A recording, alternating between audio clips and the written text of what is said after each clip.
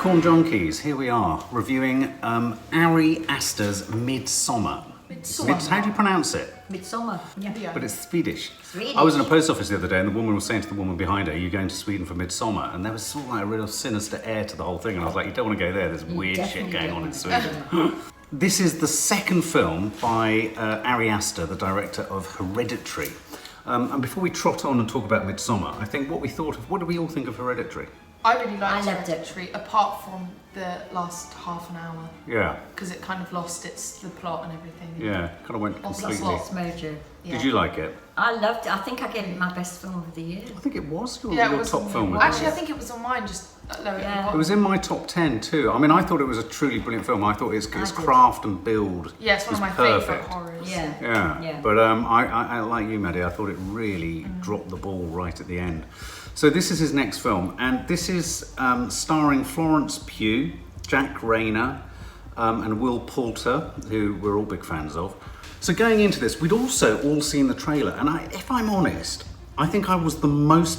This is the film I've been the most excited about seeing so far this year. Yeah, this is one of the ones I've Yeah, been most actually, excited that's about. Would you agree? Yeah. Well, I also thought that the trailers seemed to be promising something that was a real counterpoint to Hereditary. So Yeah. we were, whereas that was all about darkness and what was going on in the Yeah, shadows this and was what we all were white. really not making out. Yeah.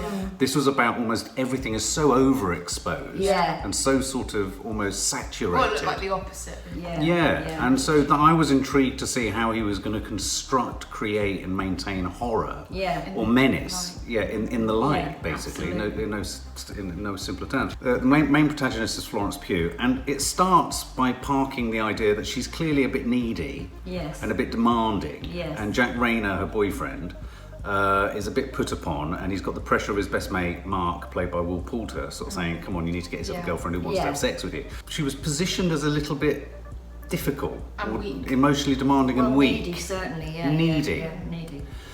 So how would you explain what we then witness quite quickly within the film, don't we? Sort of. Oh, the the death of her sister and her parents. Yeah. It was really brutal. We get this most horrific first scene where essentially her sister, we discover, and I thought the way that was shown was really creative. Yeah, The mist of the car fumes and then the Yeah. red lights of the fire engines. Yeah. And then them walking into the house, and we discover that her sister has attached a pipe with carbon monoxide coming from the cars into her mouth and into the bedroom of her mum and dad. And this is the most sinister. I thought it was a really, again, it had all the hallmarks of the best bits of Hereditary. Yeah. It was understated, it was strangely very low key. Yeah. I mean, the girl, Danny, her name is in the film, Yeah. had been trying to get hold of her parents because she was worried about That's her right. sister. And And it a shows really you, creepy message. Yeah. it shows you the parents lying in bed in a brief And you scene. think they're You just asleep. think they're asleep. Yeah, that was about the first 15 minutes in, and at this point, I thought Yeah, that this was is- before the credits. This was before the credit Yeah. titles. That's right, the opening title. I thought this is great. This is Yeah. cracking. We've got Yeah. layers, and you're right. We had these. She'd seen sort of messages on Facebook or something that were really cryptic. I was thinking, oh my god, we're gonna have to. It's always nice when a film like this is asking you to sort of do mental, aerobics. And then quite quickly, she manages to, because she's obviously lost her entire family. Her boyfriend takes pity on her and he's invited her on holiday. So now, at this point, I think Only we were really... just. Yeah, only just. But at this point, I think, Maddie, you were thoroughly enjoying Will Poulter, weren't you? Yeah. Give us a sense of his character. What was he I like? love him so much. I felt he brought like a Humour. also like a realistic reaction to everything in the film. Yeah. I just related to how he was reacting to, like, when they are skipping ahead a bit, but like when they go to Sweden Yes. and they're walking in this field and the way he's walking because of the bugs and everything. It was just like he was such a relatable character. He was a relatable And he brought a lot character. of the humour to the beginning. I mean, Yeah, and I was a bit worried. The only Yeah, humour. I mean, I'd read reviews that said this was laugh out loud for the Yeah. first hour, and it wasn't exactly laugh out loud. No, I mean there was one scene that was laugh out loud. Yeah, and it was purely Will Poulter slowly getting high on mushrooms. Yeah. I think Florence Pugh is absolutely phenomenal, She had actually. and her character was really hard as It well. was to really play. hard, yeah. Because she had to show so many different emotions. Yeah, And she was but she quite also had to- annoying at the beginning. I don't mean, I know find she'd gone through something awful, but I think we were meant to get a little bit frustrated Yeah. with her. I just Maybe- felt sorry for her throughout. Yeah. It was also so hard because her character was quite dramatic in the way she reacted to things, but also had to be really natural in the way she reacted to things. So Yeah. it's like she was having to do extreme emotions Yes. at the same time. And she knew from the get-go that he was starting to go off her. You could tell from things that she said. When she was like talking to her friend, like, I'm too needy with him. Well, and so they go and they arrive in Sweden, and you know, I mean, we have to say it's a sumptuously shot film. I mean, there are some absolutely stunning images. I mean, a lot of them are in the trailer. We mustn't forget there's the Swedish character in their midst, isn't there? In their group of friends. There's no real sense of who he is or why he's there. Don't really know if he's a student that they've met or if he's a student in their college. So you get no real. I think he is a student in their college. And there's a bit of rivalry between Josh and Jack Reynor's character Christian, but William Jackson Harper, who plays Josh, he's the one who sort of is really going out there to sort of study what's going on.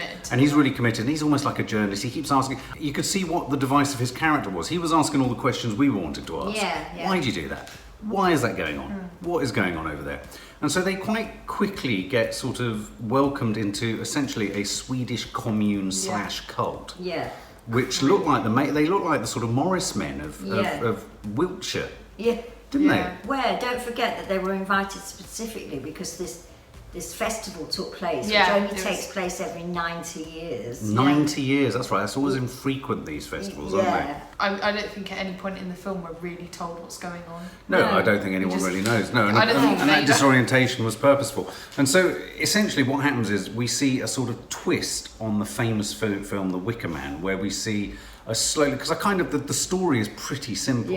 What happens is there's this band of friends and sort of college colleagues get sort of hooked into this sort of festival, get hooked into the sort of weird kind of practices and sort of cult goings on, and then they witness, because apparently every 16 or 18 years, every 18 years was it?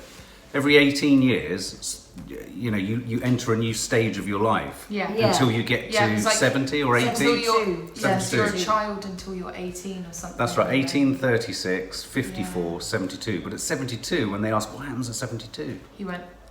No, what really bothered me? Why 72? Why not 72 seemed arbitrary. It was. And you kept saying everyone looks over 72. Well, as the film went on, so many did. Yeah, more and more older actors start to appear. They're kind of aware that it's a bit strange. They've taken drugs.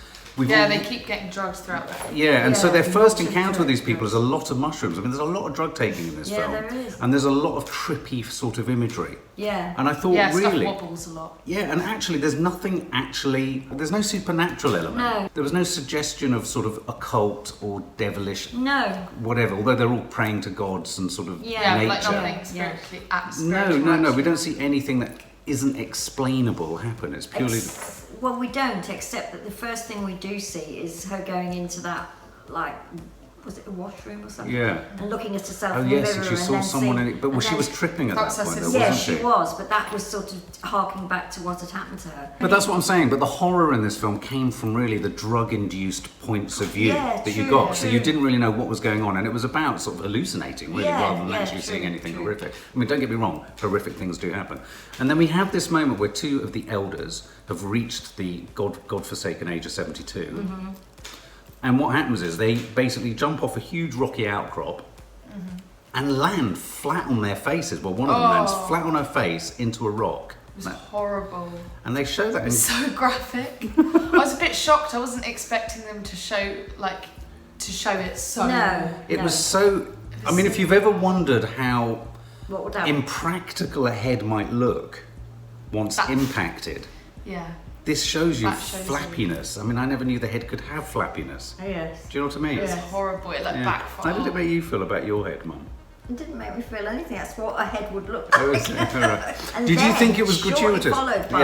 Shortly followed by. I felt much more about the leg. Well, shortly followed by the sex. So the woman hits, head face flaps off. Guy falls, but he missed. Well, he elected to jump vertically. No, but he also missed the rock they need to land on. So he mangled his legs. And then was still alive. So then they had to take turns on hammering his head in. So they took turns with a mallet to hammer his head in. His face collapsed. It looked like it collapsed so easily as well. It did. It looked like it was made of. It was like a melon. Enjoyed. They relished it, didn't they? They relished it. So we had some Swedish hammering. It was from there on that I didn't believe the group's story. Thank you. I'm pleased you said that, because that's precise. Now, at this point, I was all like, wow, okay, so this is going to earmark a complete gear change. And then the whole thing went, for me... It was like they all pretended like it didn't happen. Yes. Apart from the pointless British couple. Yeah. They were like, I'm going to get out of here. Yeah, there's another couple of students there who we've not followed in, but are there, they're already there. You would expect that if the group that we've been following sees how panic-stricken they are, that they would try and that get they would out have as an experience. Like, I get the character's objective, the one that's obsessed with finding out about them. I get why he would want to stay. But he was the only one I understood. He's the only one I understood because it seemed like the guy that was with Danny was Florence only Pugh's like. character. It seemed like he was more interested in staying afterwards, even though he was. Well, I think. Did you feel that the inference was that they were becoming more and more cumulatively drugged, that they were immune to being able to leave? But I felt that needed to be made a little bit clearer. Yeah, definitely. Didn't you? Yeah, definitely. Because I also just didn't believe that she would stay. No. I really didn't believe. And I think you're right. I think what we needed, what this film really lacked, was a sense that they were sort of, despite themselves, despite their desire to escape, they couldn't. Yeah, well, and there's that quite powerful scene between Florence Pugh and the guy, this friend, so-called friend. The Swedish guy who's brought them all wants to go, and he talks her down, doesn't he? Yeah, he does. But even at that point, I'm like, if I was in her situation, if I saw two people jump from a cliff and smack their heads open and everyone's just watching in wonder and relishing smashing their heads. A guy sitting me down telling me that it's normal wouldn't make me want to stay. No. It would make me want to leave more. And because she's so emotionally messed up. Yeah, but you would think because it's so emotionally messed up, you'd be more sensitive to it. Yeah, true. You'd want to escape. I mean, I think you're right, Mum. I think what they were trying to suggest, and I think Florence Pugh played it as brilliantly as she could.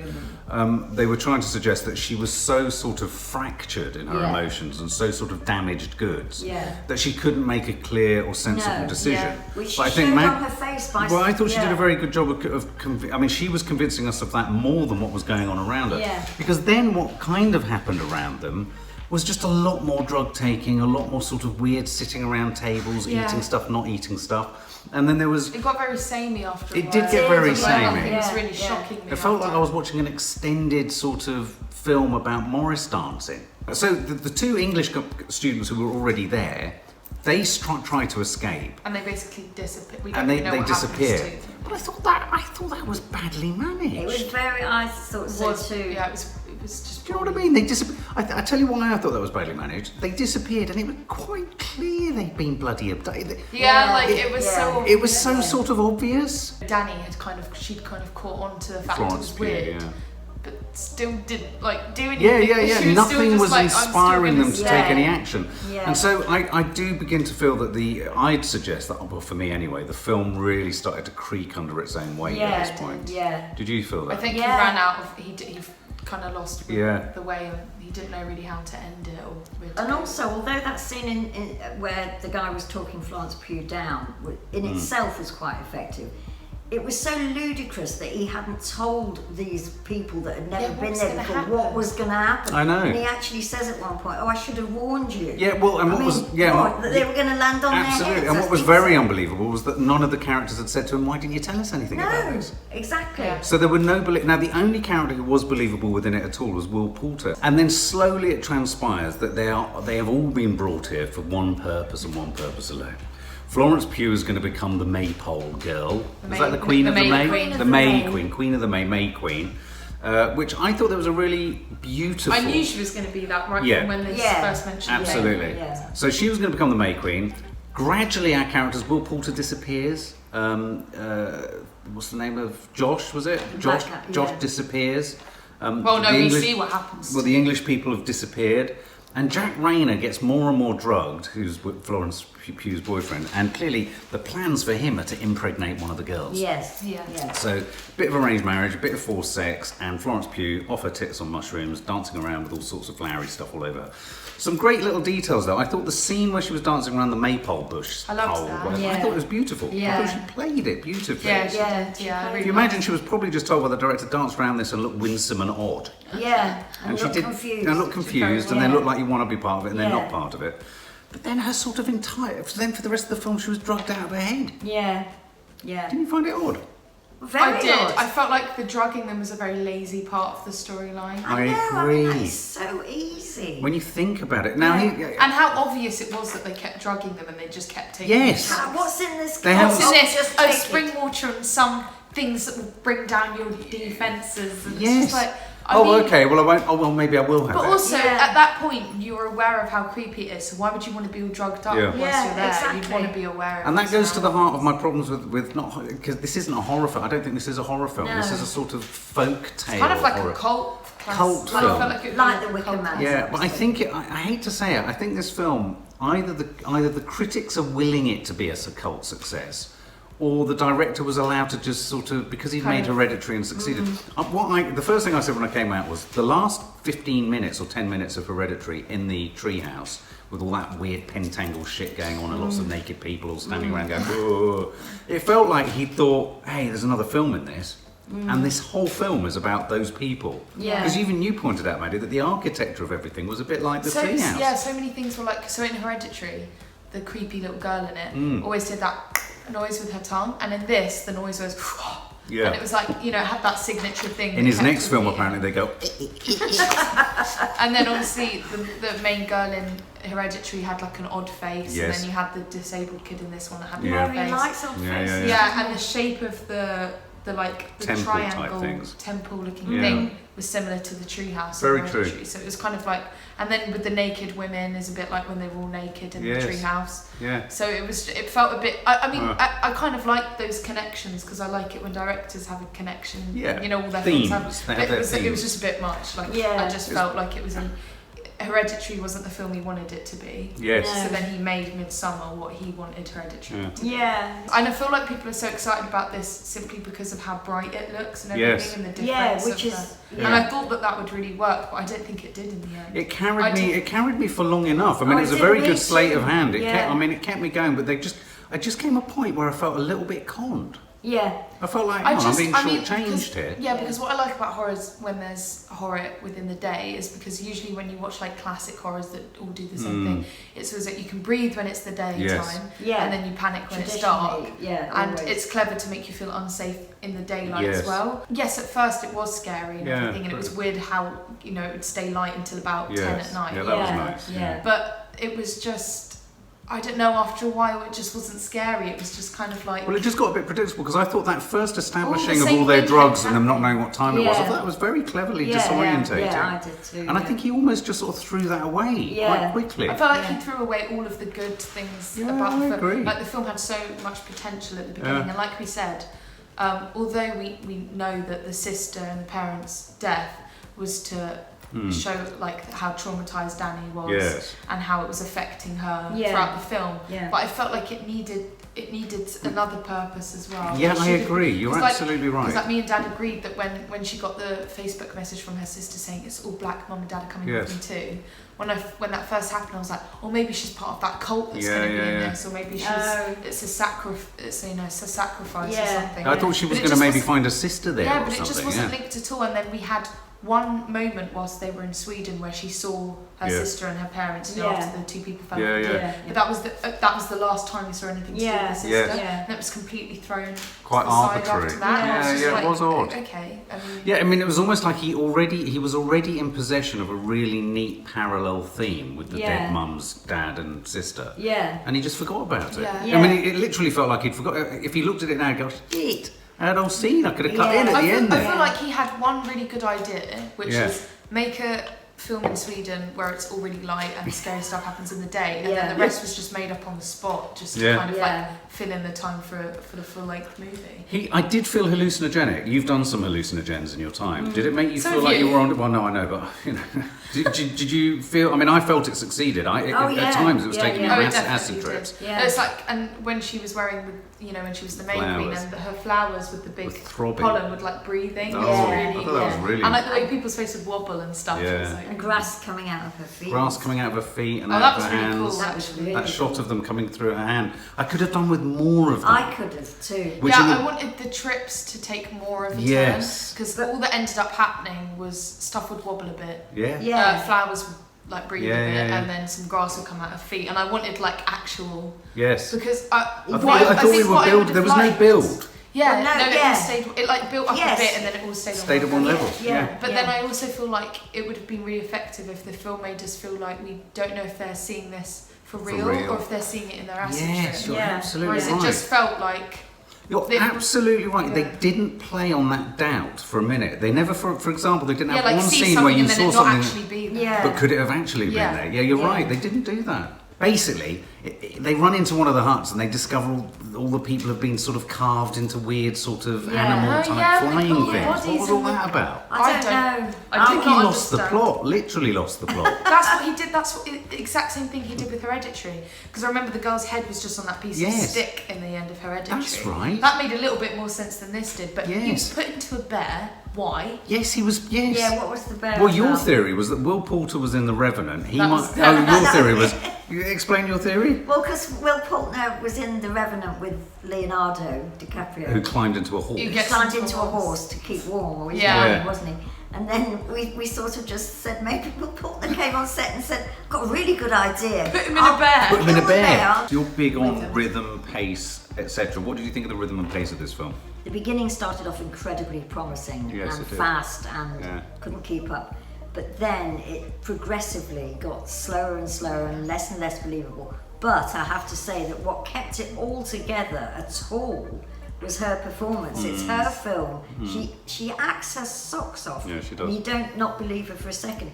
And the fact that she's playing it so realistically and you believe her 100%. What the hell is that? Oh my god! I actually knew. Shut myself. Sorry. I thought the script was awful anyway. It was. Appalling. It was. I mean, there were great long gers all the way through it where I didn't expect it to be nearly as good as Hereditary. I have no idea why that is, but I just didn't. I wasn't exactly bored until about the last half hour. It's far too long. It's 2.5 hours long. How long? Hereditary is 2.5 hours. Yeah, long. but I mean, but more of it was saying good. The same thing. Yeah, it was. You're absolutely right. Was good. I mean, I love the sort of some of the stylistic things. All those shots from above and. The perfect. The upside down camera. And the table and all the glue and it became such nonsense. Yes. That they were asking. It almost felt like they were insulting our intelligence. I thought it was as weak as some of the weakest horror films, where you're looking at the characters going, "Well, you wouldn't do that." No, you just wouldn't. And unfortunately, in any kind of horror, however sophisticated, and this is art house horror. This is being billed as an art house horror film. Yes. You've still got to believe your characters. Yeah. You really have. Yeah. So, what would you give it? I would give it, blimey, 4.6. That's so, I love how precise. 4.65? Yeah, 4.6. 4.6. 4.6. Okay, cool. Maddie, what would you say? I was really, really excited about this film. Yeah, it was you one were. Of my, we were both really excited. Yeah, it was one of the films I was most excited about this year. But I thought all of the trailers for it were really promising. And I loved how light and bright it was because when Hereditary was so dark. I honestly was really disappointed by it because I felt like it had so much more potential and he kind of just really let go of it, and it could have just it just could have been so much better. But like you said, I really think that her performance is what held it together. If she hadn't been in it, then I wouldn't have liked the film at all. No. And I didn't like her boyfriend at all. No. There was something, and I'm not just saying that I don't think it's the actor's fault either. No. I don't think his character was given enough. No. And he was kind he of seems just strangely disengaged even before he was on drugs. With everything. And not just her, with his friends as well. Yes. It could have just been a lot creepier. And although the gruesomeness was very gruesome when it happened, for it to be an 18, I didn't think that there was enough gore for me. Yeah. I mean, obviously, like I'm not saying like when it was gory, it was really, really gory, like the smashing of the heads and everything. But I felt like the gruesomeness could have like. They could have spread it out a bit more. Yeah. Just felt like it had moments of these gruesome, gory bits, and then all the stuff in between was really boring. I also just didn't think it was much of a horror film. No. Like every time I got scared, I was always a bit dissatisfied with I totally agree. Whoa! I was like, actually no, that wasn't scary. actually that scary. Because we were expecting the more. kid with the deformed face.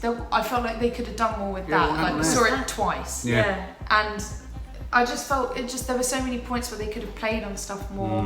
I mean, it was laughable, that scene where he went through the book and then suddenly it was just blobs of paint and then who did this and then it's empty. I know. I thought, I can't believe as a director he's actually giving us this. I know. some of the serious parts were funnier than the bits that were where it tried to be serious about the story, it really fell flat. I really felt like he needed to be taken off and given a... And I just didn't believe any of the characters' objectives. I mean, even her. I mean, she still managed to play it well. Yeah. But I just didn't believe that her character would have stayed, especially after seeing what, you know, when the two people jump right after your parents and your sister have died, and you just wouldn't want to be around that. There was a point, I can't remember when it was, but there was a point within the film where I was just like, he doesn't know what he's doing with it anymore. No. Like, he's just filling in spare time. Yeah, I agree. And I just think that the ending was completely pointless. I mean, there was that beautiful shot with her with the flowers in front of it's like a scene from a Bjork video. In front of the burning tent house thing. But the fact that they were being burnt and the fact he was in a bear costume and all the other dead bodies were put in weird, so ridiculous. It was just odd, like, and it was odd in a bad way. You know, like how Suspiria, when it was really, really weird, you were like, but it's still kind of like, it's kind of gripping. But this was just bad weird. So yeah, I didn't think this was nearly as good as Hereditary. So, and far too long. So I'll probably go with a 4.5. Wow. And the only reason it's there is because of her Florence performance and because of the beginning. I went into this really excited. It's that terrible thing, isn't it? When everyone gets overexcited about something, invariably it disappoints. I'm going to have to share one of my real bugbears with film critics, and I'm going to target Peter Bradshaw of The Guardian yet again. But I do think that there's a tendency now to just give the review that you're going to give whether you've watched the film or not. And he has said 5 out of 5, this is art house horror, supreme, brilliant, Hereditary was wonderful, therefore this is an auteur, What gets me about that sort of reviewing is it's really lazy. It's just assuming all the stuff we thought from the trailer and applying it and not actually revising that opinion when you watch it. Because what I thought it was going to be was nothing. Precisely. So it had all the promise of a great movie, and I have to say, it profoundly disappointed me. Florence Pugh, thank God she was in it, because you're right, every other character, I didn't believe their motivation. No. A few grisly moments, flattened heads, hammered heads, the moment, I did like the moment where Will Poulter's skinned head was put on. It was a bit like Jason from Halloween. Yeah, and they also threw it away, that was the only thing. They threw it away. Whenever they had a good idea, they threw it away. It was really strange. And then stuck with the bad ideas. A very protracted sex scene that was just awkward and just a pain in the neck to watch. That was tedious. So I felt this film was just a projected and protracted version of the last 10 minutes of Hereditary. It's like someone said, you made such a work of genius there, Ari Aster, go and make whatever the hell you want, and we're not even going to tell you to edit anything out. It should have been 30 to 35 minutes shorter. You needed more, you needed less of everyone in the field as well. It was just too much field stuff. Some contrast. Some lovely cinematography in there. It's a curiosity, but it's certainly not a blow the barn doors off horror film like Hereditary or clever art house horror film like The Guardian's trying to suggest. So I'd say on that count, Pugh would get a 9.5 out of me, but the film as a whole, how it hung together, I'm going to give it 3.5. Oh, wow. Boom. Wow. For more film and family fun, don't forget to click the subscribe button and make sure to click the bell to never miss an update.